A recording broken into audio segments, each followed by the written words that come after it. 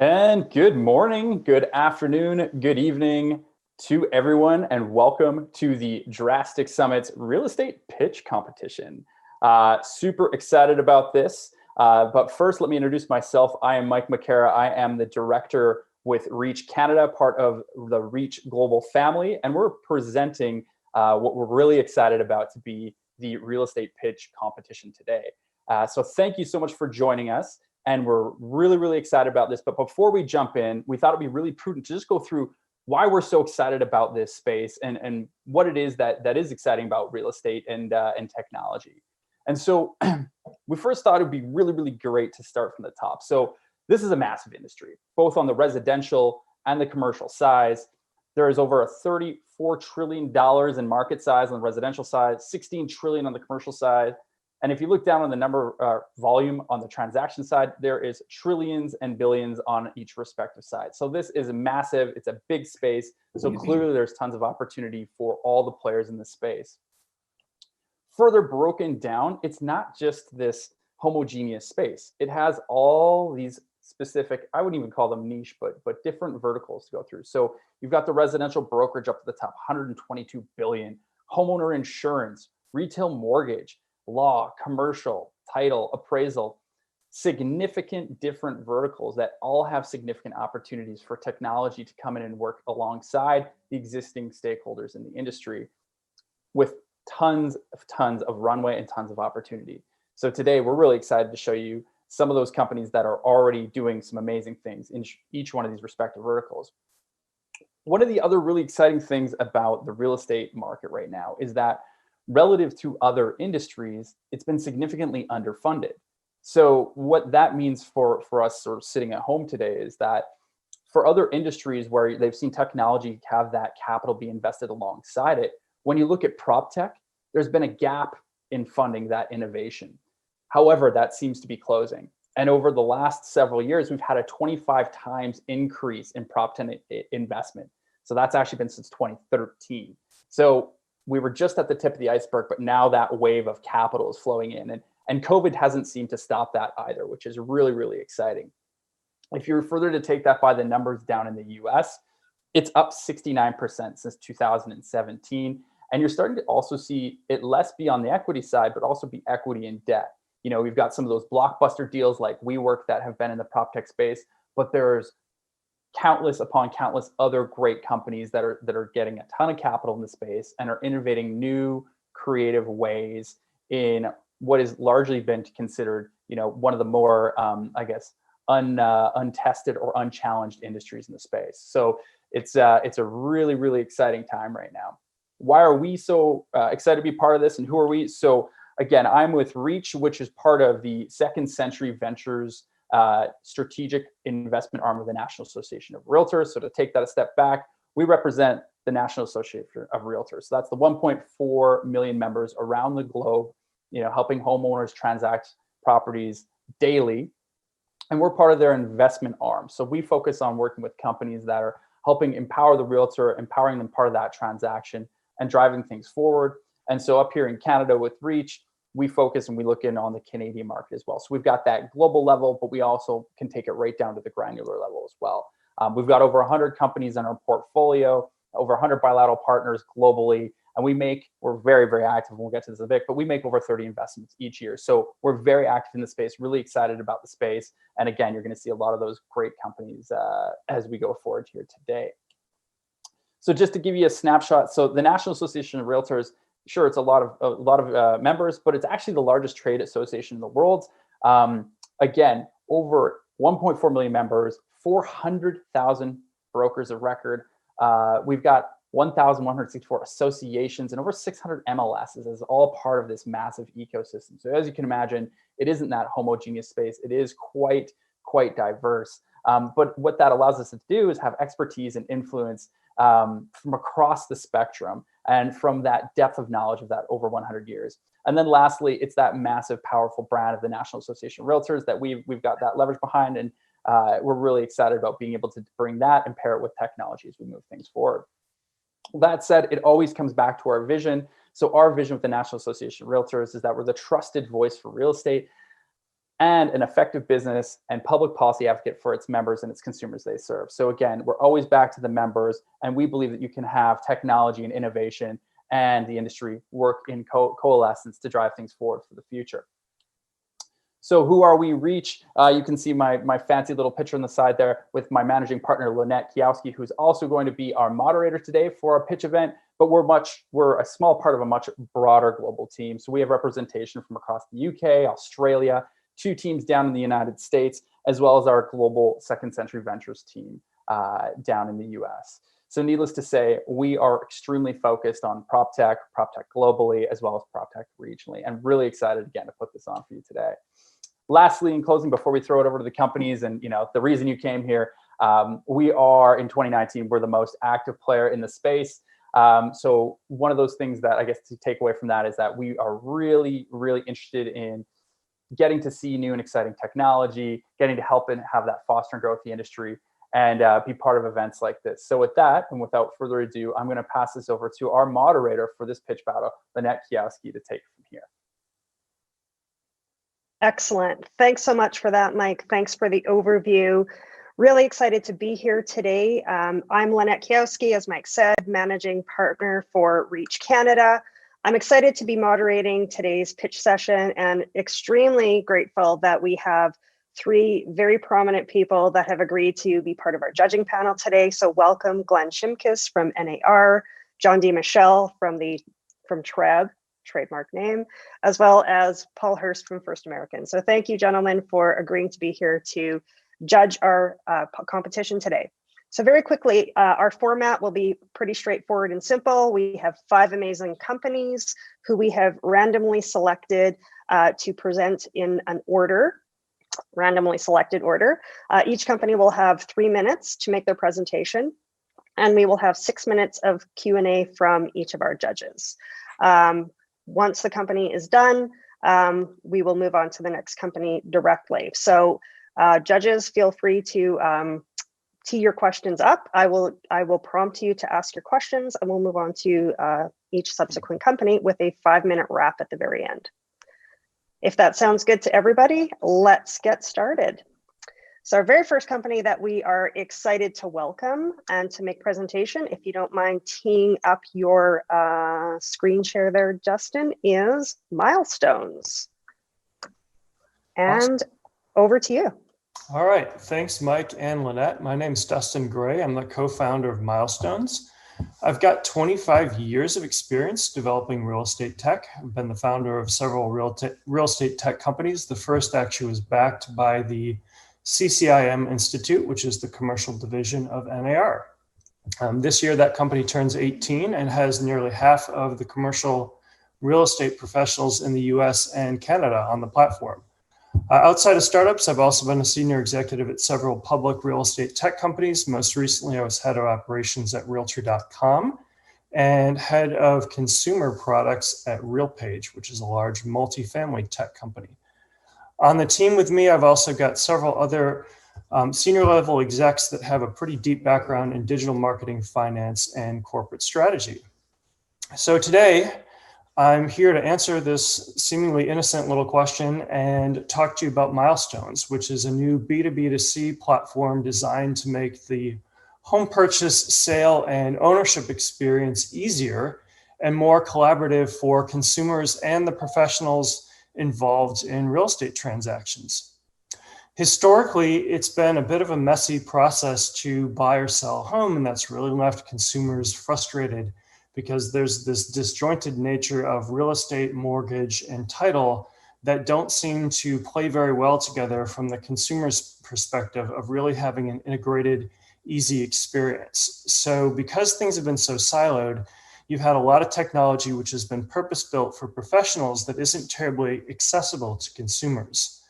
And so in the industry, we've had a few market leaders really capitalize on this and build consumer experiences that feel more Amazon-like in their construct and ultimately create a better experience for the people who are actually buying and selling.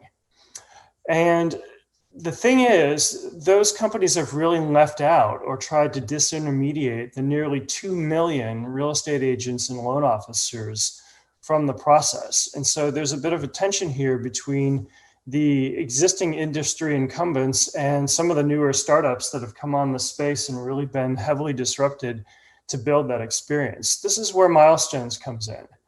We are building and delivering an open platform for real estate and mortgage that guides clients through transactions from start to finish in concert with their real estate agent, their loan officer, and all the other transaction service providers in that process with a lot less friction to give that modern experience that consumers want from when they start to think about buying a home all the way to the closing table. So we spent the last 2 years heads down, locked in a room with a team of 25 engineers, building a central interface that feels almost Slack-like in its ease of collaboration, that's really been purpose-built for unifying the mortgage and the real estate transaction and putting everything in one place. Today, it has about 1.5 million listings that are built in. It has workflow to guide the process, signing forms, getting education, moving through that transaction in a stupid easy, almost TurboTax-like format for consumers and the people that are there serving them. And it makes it really easy for people to get connected and get stuff done along the way, whether that's stagers or home inspectors or photographers or insurance companies. It's an open platform that everyone can play and get connected. So from the onset, we're monetizing this platform 10 seconds, Dustin. through transaction SaaS licenses. And as we expand that, we're moving into a marketplace of service providers. At the moment, we're in early beta testing with several hundred real estate agents and mortgage companies, and we're going to move that along to production here in the next year. We've put $2 million of the founders' money behind this, and we're raising another 1.5 million to 2 million. And we think this will give us a nice return for our investors of a 10x in the next 5 years. Time. Thank you, Dustin. Awesome. Like I said, we have a little bit of latitude with time, but we want to try and keep it as close to 3 minutes as possible. So thank you for that, Dustin. I am going to start with Glenn. Do you have a first question or comment for Dustin and Milestone?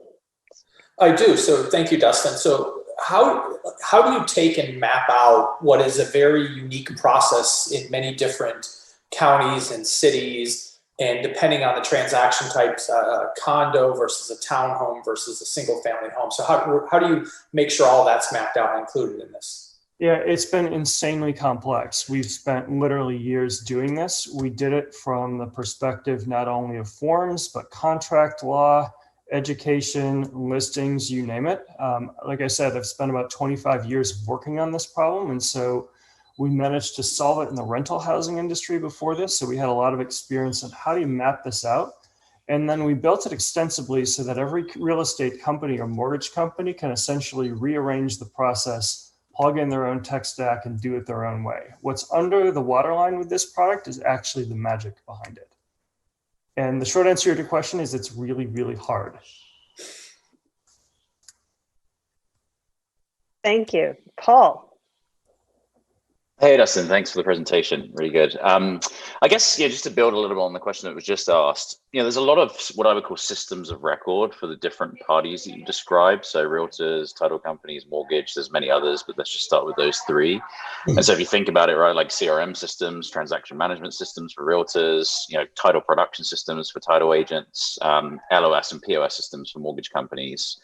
And all of those are saying we're going to build a marketplace, right? Like every single one of those systems says we're going to be the marketplace. So how do you think about that dynamic and how are you going to work with all those different systems of record? So we started by working from the consumer backward, and we said what actually needs to touch consumers, and then how are we going to integrate in the various pieces. And the pieces of integration that we really focused on were CRM, compliance / back office, and transaction management and forms, and of course the MLS. And so we knocked them off, not in that order, but we started chipping away at in each one of those categories. Oh, I'm sorry, I left off POS systems. So there's three different POS systems that we hook into. So we started chipping away at this simply from the perspective of what systems need to talk to each other. What are the 3 or 4 category leaders in each one? And what are the common denominators between them? And so we found that there are a handful of things that need to be portable between systems, but ultimately they need to reach the consumers in a very simple fashion where you've got things like events and tasks and collaborators and files, and you then need to, behind the scenes, orchestrate all the different things that make those up. Thank you. Great. Thanks for that, Dustin. Thanks for the question, Paul. John, any questions from your end? Yes, thanks, Lynette. That was a great presentation. Very short. We have to sort of put it together really quick. But I look at it purely from the people side. I can see potentially thousands of participants on this platform.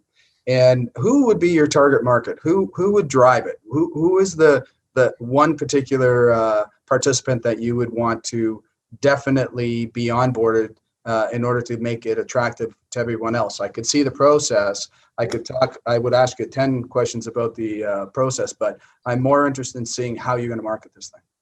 Yeah, the go-to-market here is, well, that and the underlying plumbing is the magic. The go-to-market's clearly real estate professionals, and to start, it's clearly real estate professionals from the Mega 1000 firms. So this is where we went to T360 in the industry. They're a well-known consultancy that has an advisory position in our company, and we said, where are we going to find people who, frankly, have vertically integrated mortgage, real estate, and title companies, and how are we going to get the best of the best to adopt? Because frankly, they have the most to lose in this game. So we went there first. And at this point, we're not batting 1,000, but we're pretty close to it as far as adoption from very large firms who are trying to build a one-stop shop in a very consumer-friendly interface and have an answer to Zillow, Opendoor, Redfin, et cetera. So it's those companies. Think the leading RE companies are Realty Alliance companies, and some of the large independents that are really our bread and butter for early market adopters. Thank you. Awesome. Great questions. Great presentation. Thank you so much, Dustin and Milestones, for kicking us off. Thanks for having us. Oh, pleasure. All right. Over to our second presentation. Rich, Estes with Punch List. Rich, over to you to screen share and 3-minute presentation. All right. How's everybody doing? Good. Great. Everybody got my screen? We're good? Awesome.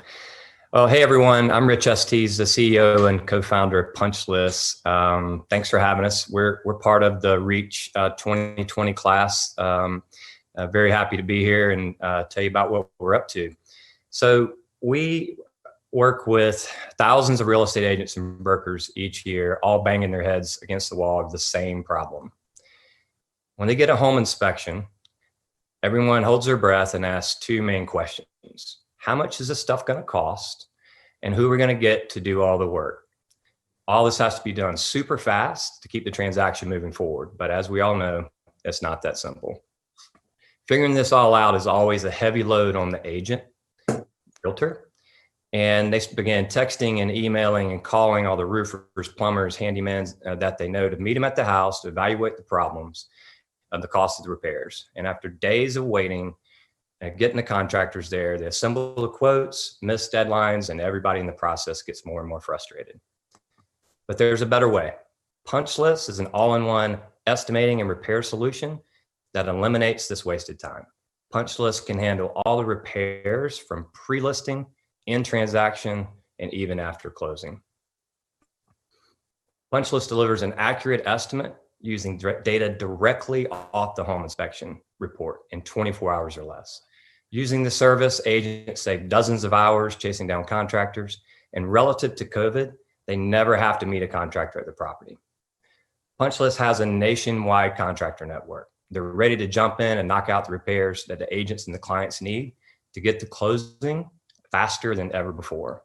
And unlike lead gen marketplace models, Punch List delivers jobs, not leads, to our pros so they can stay focused on doing great work instead of chasing after new business. And finally, it's an all-in-one solution. Our team manages the job from start to finish so realtors can stay focused on selling homes instead of chasing after contractors. And we guarantee licensed and insured contractors on all of our jobs. We give a 1-year warranty on all the work. and clients can even pay at closing. Michael Scarfile, president of Carolina One Real Estate, says, with punch list pre-listing solution, we all but eliminate the chance that a transaction will fall through due to an inspection. Another agent partner of ours says, anyone that runs into punch lists should consider themselves lucky. I do. It's changed my business for the better. Prepare to never go back to doing things the old way.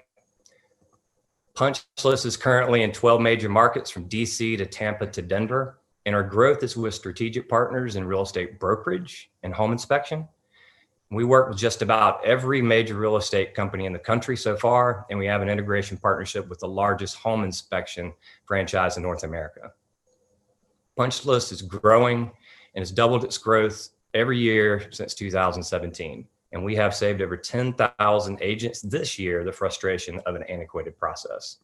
Prepare to never go back to doing things the old way. Let punch lists knock out your repairs. Thank you. Thank you, Rich, and well done on the timing. Almost bang on. Very good. Let me start this time with Mr. DiMichele. Your questions for Rich. Great, thanks. I'm going to start with a bit of an analogy. I'm Italian, so my uncle was a contractor. My father was a contractor. I was a contractor. My son's a contractor. That's all true. And it goes on and on. So I have a real knowledge base in this area. I have a question that perhaps is not the same as to, and doesn't relate to what you just said. I think the issue here is really good contractors are really hard to find and really hard to book. So if that's the case, and one of the challenges that we face here is not the people chasing contractors, but contractors chasing money. So who manages the money in this situation? Is it still between the contractor and the actual homeowner, or how does that work? If that could be solved, I think you get a lot of people that would actually participate more. I think this is a great thing, but if you can answer that question, I'd appreciate it. Yeah, that's awesome. I came contractor, father, brother, whole family as well, so I definitely can get that. Are you also Italian, Rich? I am not Italian.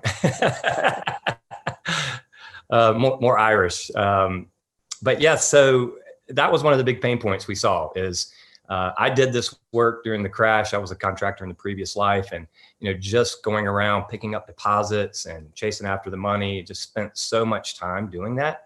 Now with so much digital payment technology, we figured we didn't need to do that. So in our world, the agent really kind of kicks off this process by uploading a home inspection, but the client approves it. So the client meaning either the home buyer or the seller.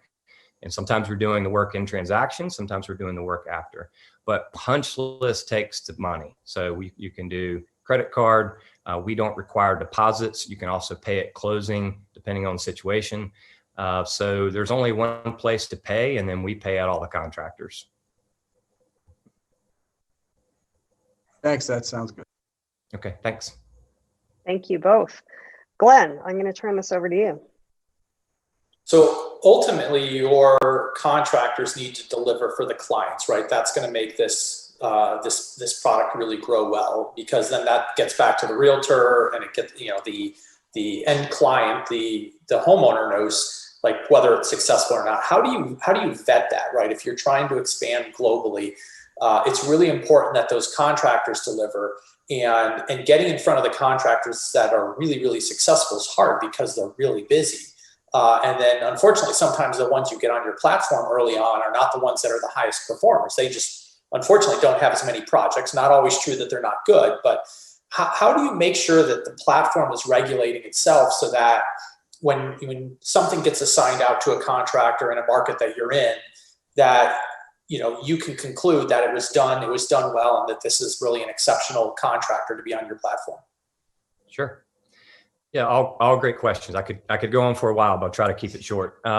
We aren't looking for the most successful contractors. The most successful contractors have websites, lead gen, teams of people answering the phones. They really don't need these jobs.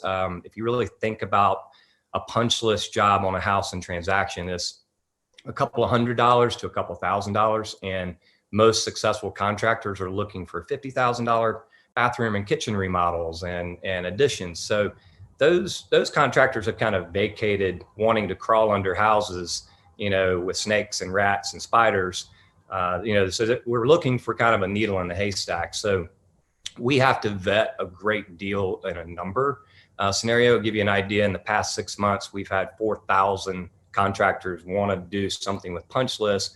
We approved 120 of those contractors. So we get a lot of interest, but we look at it very much like they're our contractors, even though they're all 1099 people and they're going out there. We take them through a pretty serious training, background check, give them everything that they need, all the tools and resources.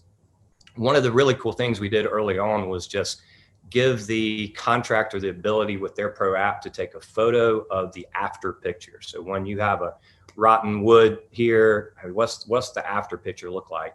That lets us monitor what's actually happening out there in the field, and all that ends up on the invoice going back to the customer, because no one ever crawls under their house or climbs up on the roof to actually see that it's done. So the realtors love what we do by being able to get that.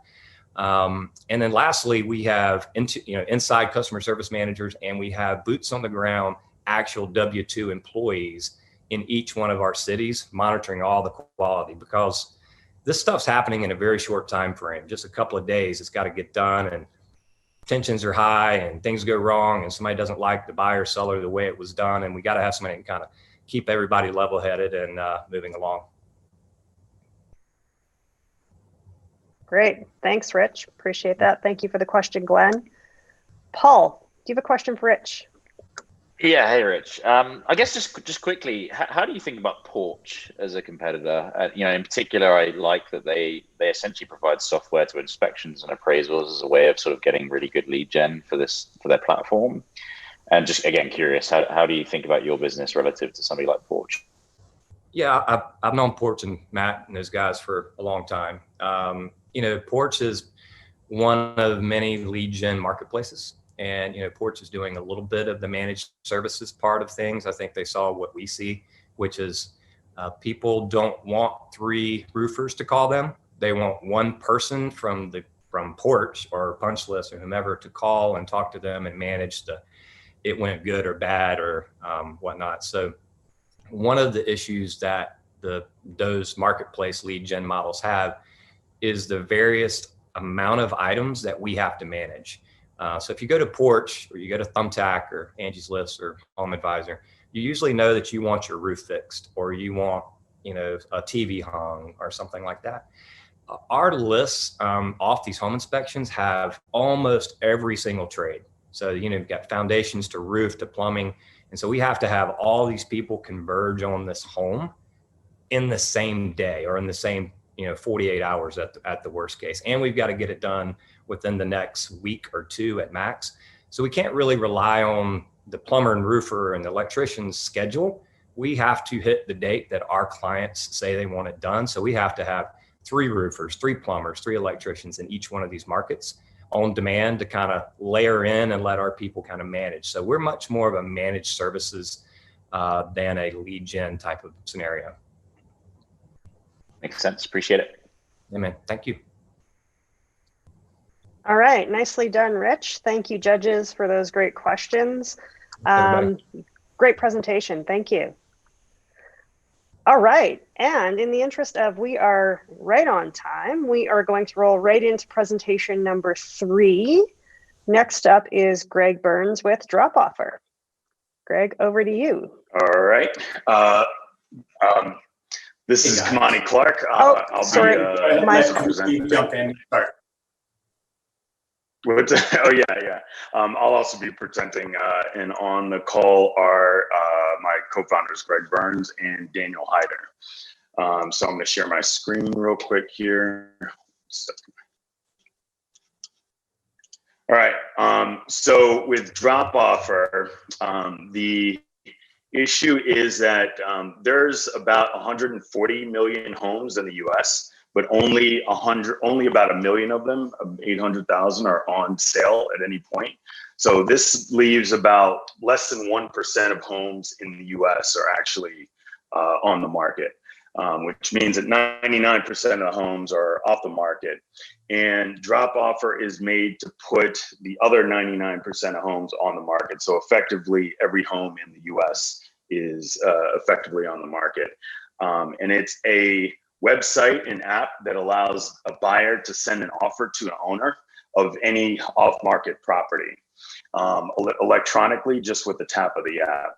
And the way that it works is it sends the offer electronically. It finds the owner's email address and also finds the owner's computer and sends them a personal web ad or social media ad to their phone, just to that person. And then if there's no response from either the electronic ad, the email, or anything, it'll send out a physical mailer. And what that does is that opens up the inventory significantly to buyers. So buyers can just get what they really want, as opposed to just selecting from whatever's available. It also allows sellers to sell without listing, and also allows sellers to get above market pricing, because the buyers who want specifically what they want are highly motivated and will often pay above market for the pricing. In addition to buyers and just regular homeowners, it also has it also works with realtors, and there is a very large market for it too, which is the commission on that on 139 million homes is about $500 billion. I'll turn it over to Greg to show the app. Yeah, thanks, Kamani. I'm happy to share a little bit about how the app works. I'm going to pull it on from my phone here shortly. We've hired a phenomenal development team that has really built an app that is easy to use. This is something that's incredibly important to us because we built this for agents. Agents don't have a lot of time, and we want to make sure that they are able to be efficient with that time they have. So here's an example of our interface. You can quickly move around, look for properties, select a property. As an agent, I can suggest a price to my client. From there, I can share it to him, leave a note if I'd like. And as quickly as I've done that, I can now go back and give you an example of what it looks like when Kamani, or my buyer, is now viewing it on their screens. So if you look as I bring up my other screen here. 30 more seconds. Kamani now has seen the entire information regarding the house. He can quickly submit an offer and bring this property to his client as an opportunity to purchase something that's off market. So once we've done that, if you notice here, you can see what happens. And this is our magic. Once Kamani or my client has dropped that offer, these ads are what appear in their browsers. This can be done on social media ads, as well as you see here, actual ads being delivered to their computer. This is done just to the homeowner. Nobody else is seeing this ad but the homeowner. What we also offer is, if you do not have a buyer looking for a specific home, we offer the offer sphere. This allows for you to submit ads of interest. So if you don't exactly have a property you're looking for, you send a blanket ad to several properties that match your buyer's criteria. From there, you can find buyers that are willing to sell. This is time, gentlemen. Thank you. Thank you. This was built for realtors, and we really are trying to keep the agents relevant in this business. Thank you. Thank you. Thank you both. And my apologies for teeing the wrong person up to get that kicked off, but thank you. Paul, I'm going to ask you to take the first question for drop offer, please. Thanks, Kamani, and thanks, Greg. Appreciate the presentation. I guess your first stat really caught my eye, right? And it sounds very inefficient to have less than 1% of the homes on the market. But I guess if I was to play devil's advocate, the current market setup means that if I don't want to sell my home, that I don't get bothered. And likewise, if I'm trying to buy a property, well, I don't waste my time making offers on homes that I'm interested in selling. And so I'm just curious, how you think about that, because you could argue that like a realtor is really well positioned to sort of be the extra add-on to that MLS system, because like they are the ones that provide that filter, a human, and then maybe it doesn't lend itself that well for technology, right? Like I don't want to be inundated with offers on my home, but like maybe I'm fine with telling my realtor that I would be willing to entertain offers if they had a good buyer. So just curious, I know it was a very broad question, but just curious on your thoughts on that sort of general thesis.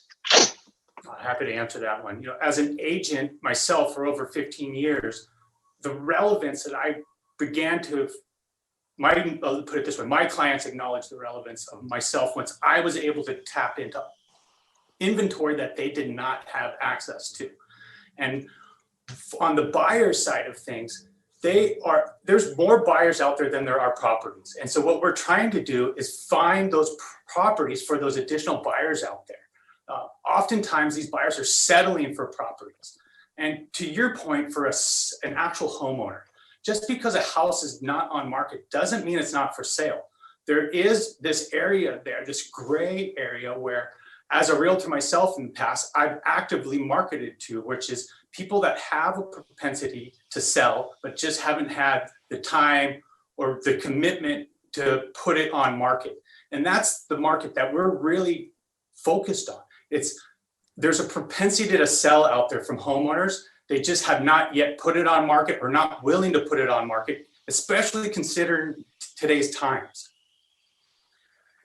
And there is an off-market kind of market. There are people who do this manually, but it's a real pain. Like there's people who literally go up to houses and it works successfully. And another thing about getting inundated, if you have a particularly nice house, is you could just opt out after your first one. Just say, we never want to hear from, drop offer again. Thanks, appreciate it. Awesome. I'm curious to hear John D. Michelle's questions for you gentlemen. John. Thanks. You're welcome. So as having been a realtor for 12 years, I feel this. I've done it myself. You've had a client who fixates on a neighborhood. I want to live in this neighborhood. I don't want to look anywhere else. So you end up either knocking on doors or dropping off flyers. So I agree there's a manual process. But I also believe it's a matter of timing. So when you have you've got someone who's been thinking about selling and they see something like this, you might get a little bit more interest. So you said it's built for agents, but do sellers or prospective sellers get to sort of, sign up or at least say, have somebody contact me? Is that side of it too? It's not like something to generate leads, but certainly a seller who might be thinking about it or is going through a change in life or having one of those life-altering events. Do these folks get to actually participate? Absolutely. Actually, as we enter each market, we have a pre-launch campaign and it's focused directly at those homeowners. And what it does, it makes them aware of our brand, but also gives them the opportunity to just simply enter their email address. And from there, that it acknowledges the fact that they're willing to receive offers. It also increases their propensity or likelihood to sell, which we track. And the greater the propensity, and to your point, it's the greater the likelihood of selling. So we're constantly tracking our data. And that propensity meter is something that's very important to us as we further develop it. Thank you.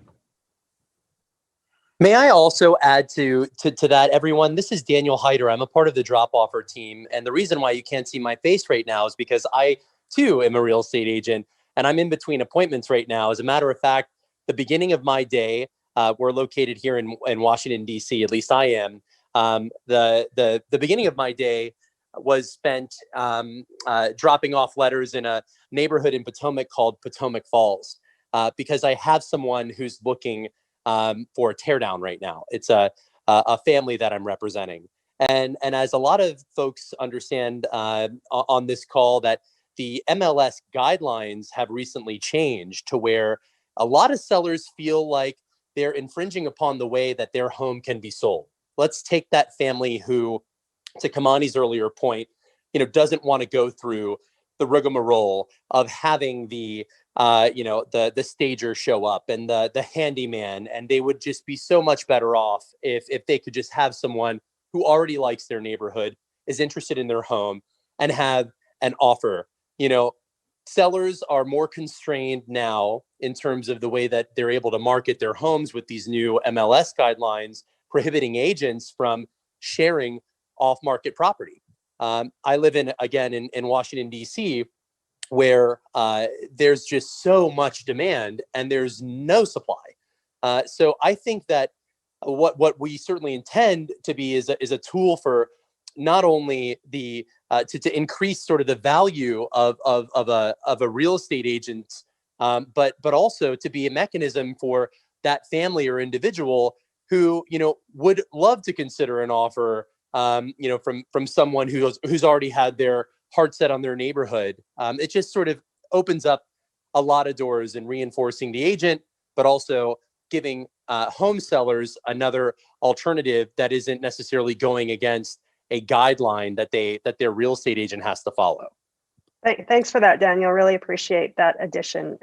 Just in the interest of time, Glenn, did you quickly have a question for Drop Offer?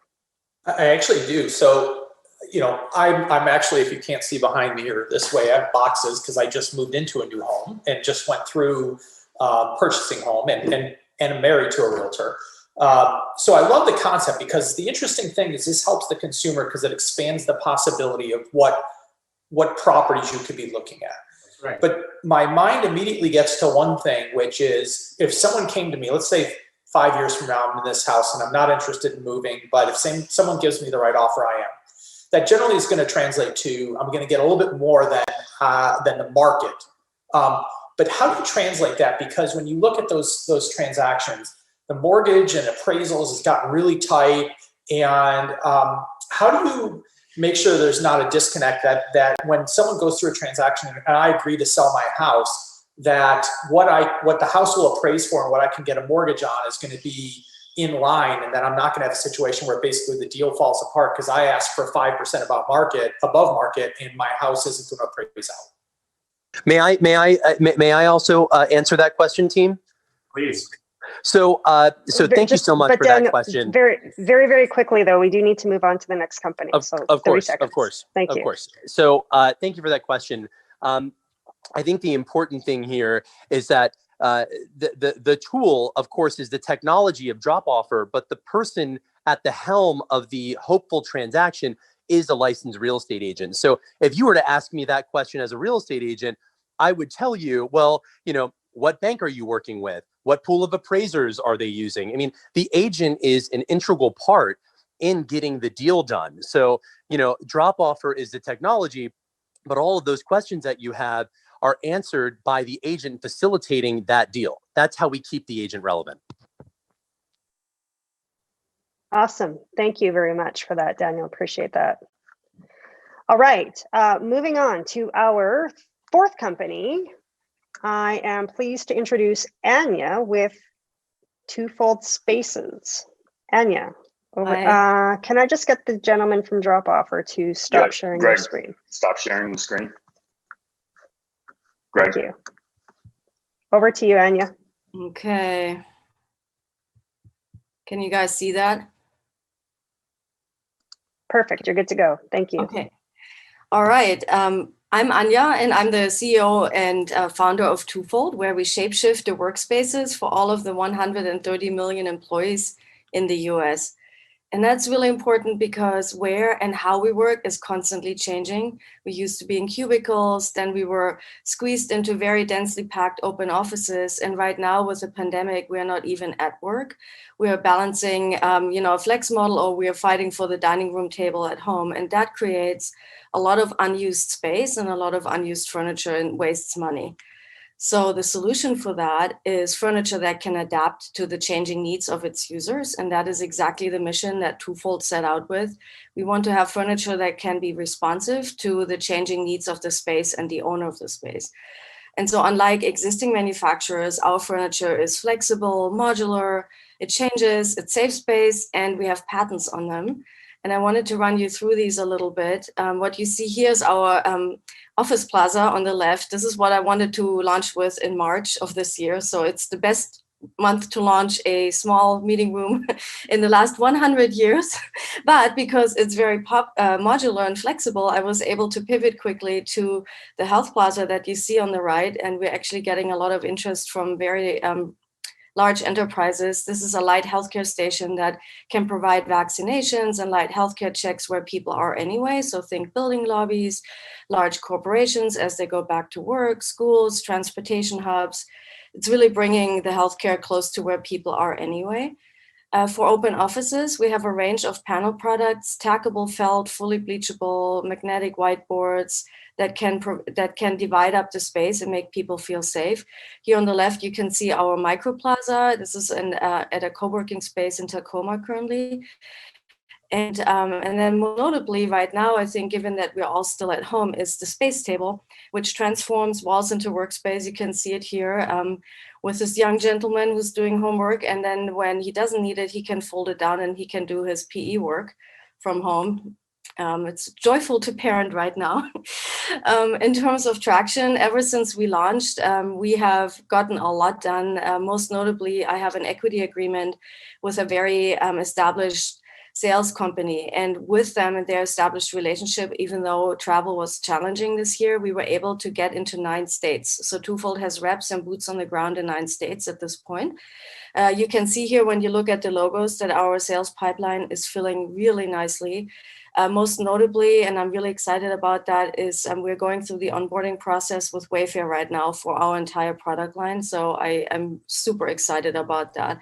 We were introduced via the space table, and they said we want the panel products as well.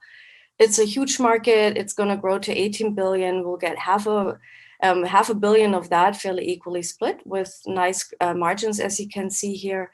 And our team is very established. And I wanted to point out my advisor, Gretchen, who recently left Herman Miller after 20 years of working there as their design director. So we all have over 20 years of experience. And I was glad to be here today and wanted to say thank you. I know I'm running over a little bit, so I better stop talking. Thank you, Anya. That was excellent. Appreciate that. And you only did run over a little bit, so no worries there. Thank you very much. Glenn, could I ask you to start us off with questions, please? So I'm a software guy, and what I love about code is it scales really nicely. You have to get servers, but you can bring them on fairly quickly these days. How are you going to be able to match in these really uncertain and dynamic times the demand for your product with what product you actually have available for folks? Because if there's, let's just call it a 9-month lead time, and I'm just making that up, you may have missed a wonderful opportunity to really ramp your sales. So how are you able to match the demand with what you can actually manufacture and deliver? I'm glad you're asking that question. My whole background is in manufacturing and operations. So I set the company up to be able to respond to that. Also, I knew, because they're mostly software people like you out there, that it would be hard to raise money. I will point out there's still some problems that exist in the physical world that we have to solve on the physical level. So I hope, we don't get overlooked on that front. It's actually much easier to scale than you would think. I have everything set up with contract manufacturing in the US. So I'm really cutting down on that lead time. So my current lead time for these products is between 2 to 3 weeks, which is actually half to a third of what you would normally expect from furniture companies. The space table is being made in Michigan, in the heart of the furniture industry, by a company that normally produces for Herman Miller and Steelcase. Gretchen walked us right in there, so I'm super excited. They see the potential of the space table. They have a 2-week lead time. The panel products are assembled in Portland, Oregon. The felt ships in 2 days. We can turn it in a couple, so I can probably do more like a 1 week to 2 week lead time. So I have it all set up from that perspective. In this industry, everything is made to order, and because of that, people are used to paying 50 to 80% down. So if you have a concern about cash flow, that doesn't exist, because that's enough money for me to pay my supply chain. And all the reps work on a commission basis, similar to real estate agents. So my burn rate is amazingly low, and we will be able to grow using on-demand services as needed and on-demand manufacturing as needed. Beautiful products. Thank you. Yeah, I'm really excited. Bad timing, but I think overall the pandemic will end up being good for us in hindsight. Thank you, Glenn, and thank you, Anya, for the answer. Paul, over to you. Glenn, I'm glad you asked the scalable question. And I guess the next follow-up obvious one from that is just around moats, right? So let's assume that you get that scalability. Like, how do you create competitive moats around your business, and how do you think about that? Yeah, so like I said, we have patents on some of the products already, and I'm managing the patent portfolio. In the US, you have a year from time of disclosure, meaning the first time I share the product publicly, to filing design patents. So I'm kind of maxing that out just because I don't want, when you make small tweaks, you'd have to refile the design patent.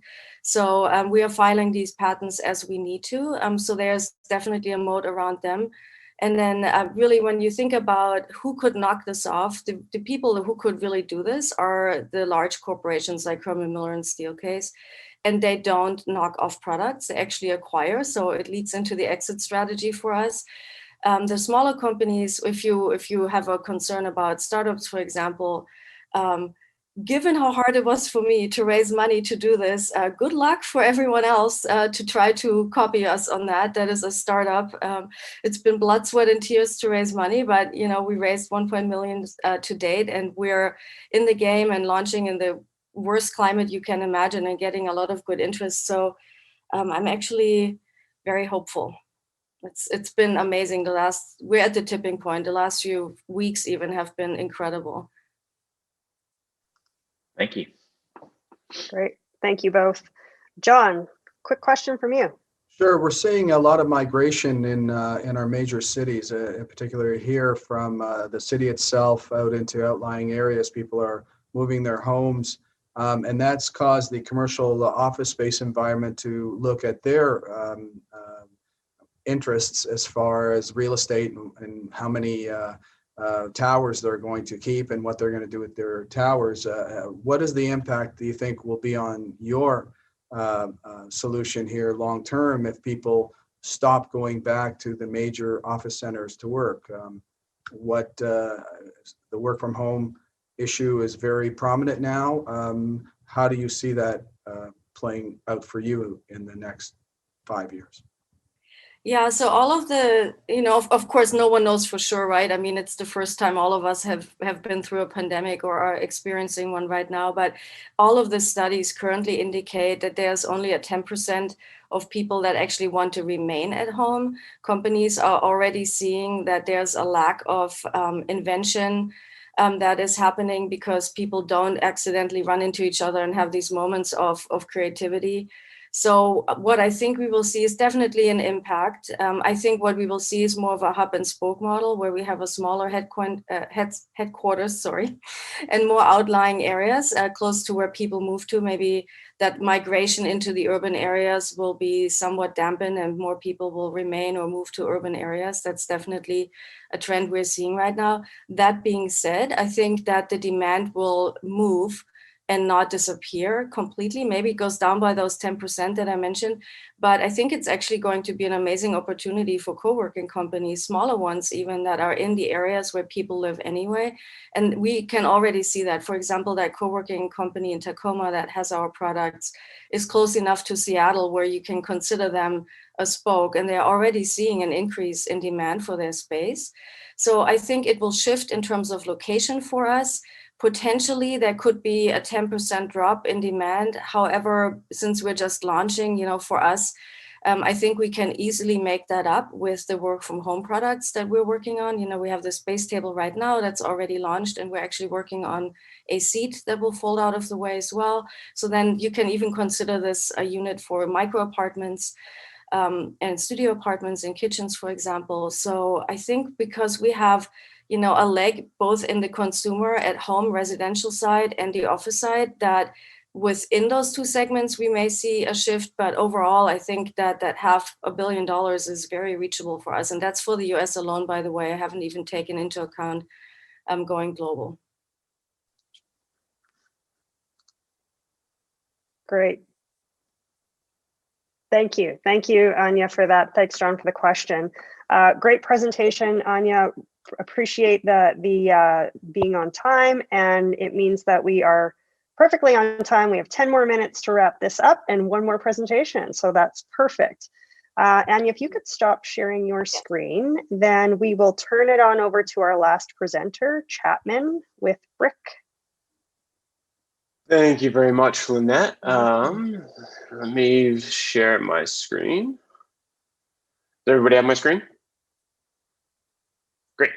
My name is Chapman Snowden. I'm the CEO and co-founder of Brick. At Brick, we bring financial peace of mind to current homeowners. So, like Mike teed up earlier this conversation, housing, especially in the US, is probably the most important asset class, and it is largely unmanaged. It's massive by total value, $34 trillion, depending upon where we are. And I think the most important thing there is when you look at the average homeowner whose net worth is less than $1 million, oftentimes homes make up 70+% of that, right? So it is important not only from the housing as a service, which allows you to get a place to stay, but it is your largest asset that you have to protect. But like I said, it's largely unmanaged.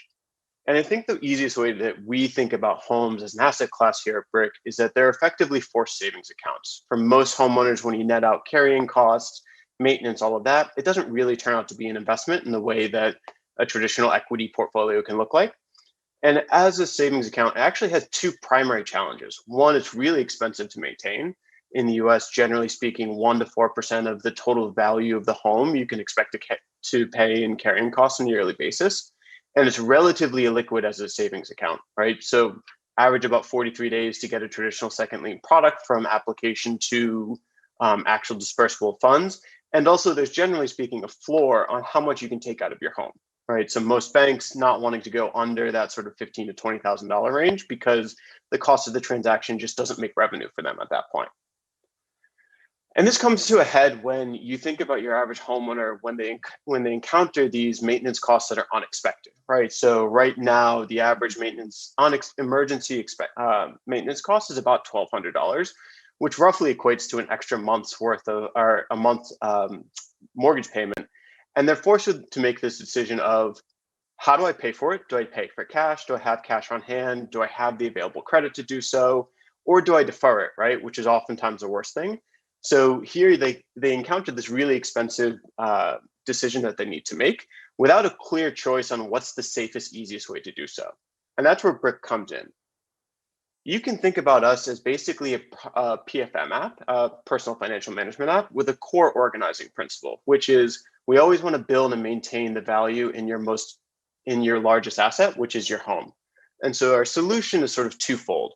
One, similar to what Credit Karma did for the credit scores 10, 15 years ago, we just offer really simple home equity management. So we expose the value of your home. We expose what that looks like on a three-year forward-looking basis. So you understand how much of your home you own, what that looks like going forward, and then also how to utilize that. And then for those unexpected or even expected routine maintenance, we offer really simple home equity-based payments. So similar to if you had money in a Capital One savings account, we want you to be able to draw money when you need to pay for things like replacing your water heater or replacing a hole in your roof, and be able to pay that back and make sure that you've constantly got access to small dollar amounts. So think about less than $5,000 to make sure that those small maintenance things don't cause larger, more expensive complications down the line. So when you log into our dashboard, this is what you get presented with. Like I said, really clear estimation of what your home's worth, what that looks like going forward, and then how much available equity you have through Brick to make sure that if you do have one of these unexpected expenses, you have a way to pay for it. And now the most important thing is the way that we found really effective distribution is actually through home insurance agents. They often get called with questions of, is X covered by my warranty? Almost invariably, it's not. And so we found that it's a great way for us to distribute. We're currently charging $5 a month for access as a fee, and our cost of acquisition is right now around $12. So that should be about my 30 seconds. That is absolutely perfect. Thank you so much for that. You're welcome. Paul, I am going to tee you up for the first question for Chapman. Thanks, Chapman. I appreciate the presentation. A lot of companies sort of locking onto this theme of, debt shouldn't be the only way to finance homes, and there's a lot of untapped equity in there. So, your home taps, your unisons, your ET-Knox, all those kind of things. It seems like the big difference between you and them is that you're really tapping into some of these sort of micro payments or micro bills versus they're a lot more focused on, large sums of capital and sort of putting equity in. I'm just curious, like, how big is that market? And, is part of the reason those other companies I mentioned focus more on, large $100,000 sort of equity lines because that market is bigger, and do you have to eventually go there, or is there a large addressable market for these micropayments? Yeah, that's a great question. So we actually think that, by terms of available equity, they're going after a larger market right now. And they're often going after what is, generally speaking, an older generation of homeowners who are trying to think about what's sort of their end of, their retirement years of how they tap into this. We're taking the opposite approach, and we're actually starting to see Point and Unison are actually starting to think about products like this, because what they've realized is that even though there's an incredible amount of money there, it's a really complex bet, and those equity sharing agreements are really, really heavily backweighted. So it makes it difficult to make that purchase decision.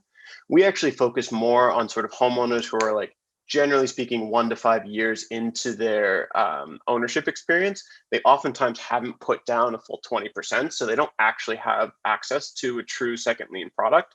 And they're just starting to think about, my home is an asset, I do need to pay for it. What are the ways that I can do so that aren't as complex or as expensive as going to, even an ET-Knock or something like that? Thoughtful. I like it. Thanks. Thank you. Thank you both. Glenn, I'll turn it over to you. So Chapman, thanks for the presentation. I think it was the last screen or the screen before, I saw that you had equity available, and then you had brick equity. So yep. Does that actually mean that you are providing these financial instruments out to the consumer? And then if the answer is yes, are you doing that direct, or is this through a partnership with some sort of lender?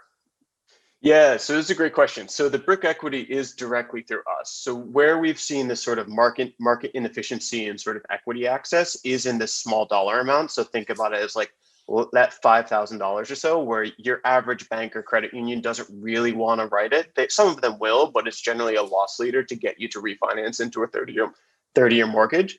So we offer that directly. We're currently doing it off balance sheet, but we'll soon move that off to a lending partner. And quick follow-up, if I may. So if someone doesn't follow through in their payment on the commitment, obviously if it's a home equity loan, you have a lien against the property. What sort of recourse do you have to protect yourself in those situations? Yeah, so this is a great question. So we actually, for these dollar amounts, it's quite inefficient to actually go through and put a lien on the property. So it's actually mostly underwritten. We use a combination of home equity, credit score, cash flow. So we want to make sure that we have, just from a cash flow and a credit rating basis, that we feel comfortable extending it to you. But we really sort of position it as when you're drawing from this, back to the sort of savings account analogy, you see this as this is a theoretical depletion of your equity until you repay that back. So in terms of recourse, we have the same sort of recourse that, a credit company or a personal loan would have. Great. Thank you for that, Chapman. And John, for the final question. Okay. Glenn stole my question. No. Oh, we can wrap then. So I look at it, explain to me why this is better than a line of credit. Why it's better than a personal line of credit? That's correct. It's asset-based. This is asset-based lending, I'm assuming, but I can get a line of credit and secure it. Why is it better? Because it's cheaper than that. So we actually don't make money off of the loan itself. We look at the loan as basically sort of lead generation and really efficient cost acquisition, in the same way that you see many financial companies like Cash App and things like that doing cash giveaways on a monthly basis. So we basically offer these at relatively low, call it 0 to 1% APR, and make our money off of our SaaS fees. If I may follow up too, because I liked your Sure. answer earlier that it's not actually liened. It's not a secured loan. You do Correct. it through a different underwriting. So that thank you very, very much. I think that clarifies it for me. Great. Thank you. Amazing. Thank you so much. And there we are, 11:10. We managed to do this in exactly 60 minutes as promised, even though we started off a little bit late. So much appreciation to all of the companies for great presentations, great work you guys are doing. You're solving great problems out there, bringing great solutions to the market. So kudos to all of you. Best of luck. Thank you to all of our judges. We so appreciate your time, giving your time today to these companies and to the event. So thank all of you. Just so everybody knows, we are going to take the official judging offline, and we will be back and announce the winner after this event wraps up and later on during the Drastic event itself. And again, the prize for today's pitch competition winner is virtual space or space at the next Drastic Summit. Whether it's virtual or in person, I guess, is yet to be determined. So that's what's up for grabs today. So thank you all again. Really appreciate it. For anybody that's interested, any companies that are out there interested to learn more about the Reach community, regionally or globally, narreach.com. Anybody wants to get in touch with Mike, I, or Kia, who wasn't here, you can also find us through that channel as well. So thank you all again. Good luck and enjoy the rest of your day.